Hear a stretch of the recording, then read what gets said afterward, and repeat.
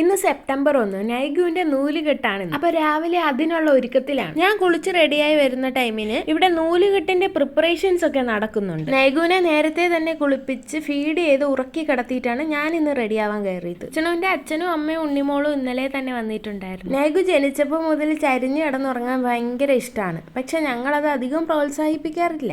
ഇതെന്റെ അച്ഛന്റെ അമ്മയാണ്. ഞങ്ങളുടെ അടുത്ത ഫാമിലി മെമ്പേഴ്സിനെ മാത്രം വെച്ചിട്ട് ഒരു ചെറിയ ചടങ്ങായിട്ടാണ് നടത്തിയത്. രീതികളും മലപ്പുറത്തെ രീതികളും രണ്ടാണ്. അപ്പൊ ഈ രണ്ടും ഉൾക്കൊള്ളിച്ചാണല്ലോ കാര്യങ്ങൾ ചെയ്യാൻ. കുട്ടിക്ക് കണ്ണെഴുതുന്നതിനോട് എനിക്കും വിഷ്ണുവിനും ചെറിയൊരു താല്പര്യക്കുറവുള്ളത് കാരണം കണ്ണും പുരുകമൊന്നും എഴുതാൻ നിന്നില്ല. പകരം ഒരു പൊട്ടും കവളിലൊരു കുത്തും ഇട്ട് കൊടുത്തു. നിലത്ത് പായയിൽ ഇരിക്കാൻ പറഞ്ഞപ്പോൾ പണ്ടത്തെ ഓർമ്മയിൽ പെട്ടെന്ന് ഓടിച്ചെന്നു. ഇരിക്കാൻ തുടങ്ങിയപ്പോഴാണ് ഓർമ്മിച്ചത്, ദൈവമേ ഇത് പഴയ പോലെ അല്ലല്ലോ എന്ന്. വിഷ്ണു വീഡിയോ കോൾ വഴി ഇവിടുത്തെ എല്ലാ കാര്യങ്ങളും കാണുന്നുണ്ടായിരുന്നു. അവന് നൂല് കെട്ടിയത് അച്ഛനാണ്. നൂല് കെട്ടുന്ന സമയത്ത് അവൻ കണ്ണ് തുറന്നിട്ടേ ഇല്ല. അപ്പൊ എല്ലാരും പറയുമായിരുന്നു സാധാരണ കുട്ടികൾ നൂല് കെട്ടുന്ന സമയത്ത് ഭയങ്കര കരച്ചിലായിരിക്കും എന്ന്. പക്ഷെ എന്റെ കുട്ടി അറിഞ്ഞതേ ഇല്ല നൂല് കെട്ടിയത്.